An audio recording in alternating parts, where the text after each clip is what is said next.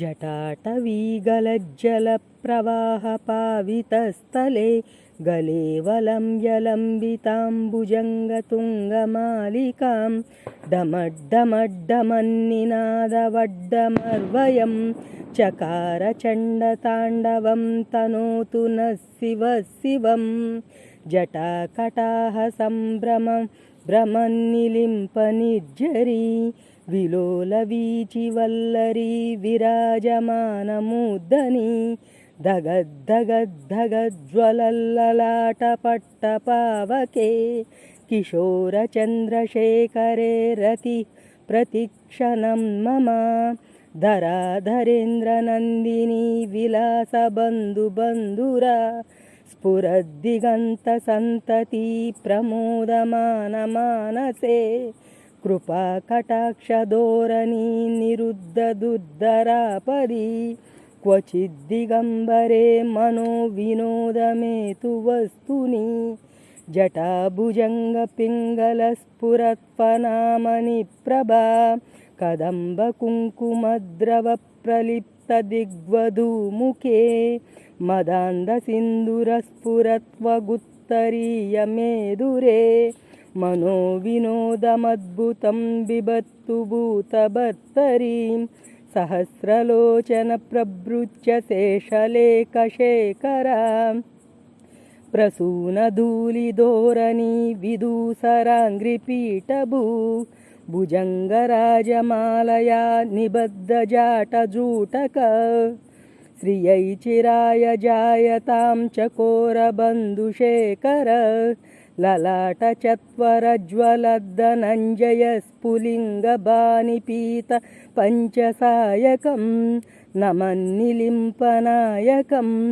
सुधामयूखलेखया विराजमानशेखरं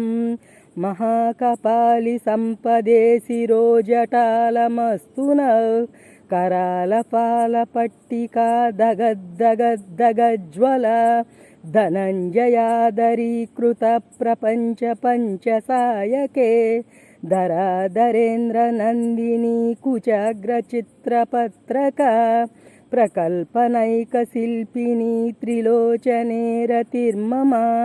नवीनमेघमण्डली निरुद्धदुद्धरस्फुरत्कुहूनिशीदिनी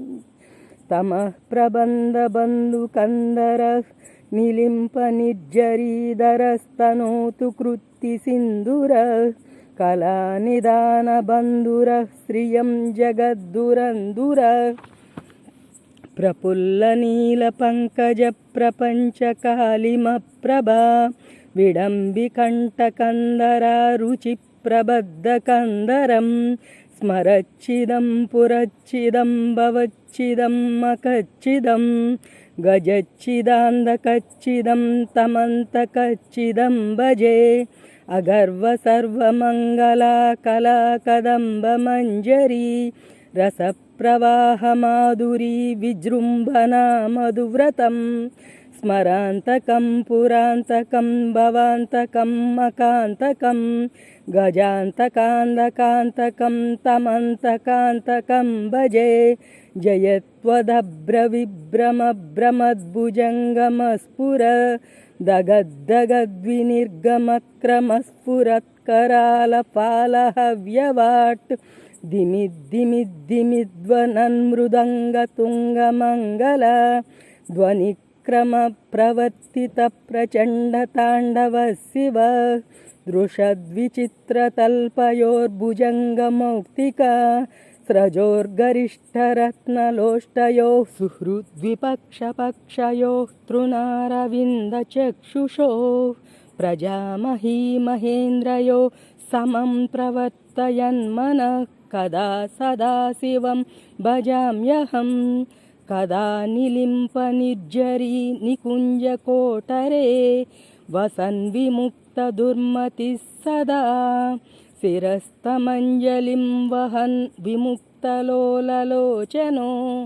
ललाटफाललग्नकः शिवेति मन्त्रमुच्चरन्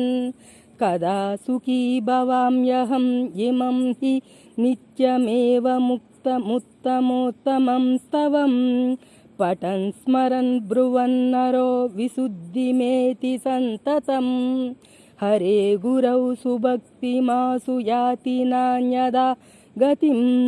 विमोहनं हि देहिनां सुशङ्करस्य चिन्तनं पूजावसानसमये दशवक्त्रगीतं यस्यम्बुपूजनमिदं पठति प्रदोषे तस्य स्थिरां रथगजेन्द्रतुरङ्गयुक्तां लक्ष्मीं सदैव सुमुखीं प्रददाति शम्भुः।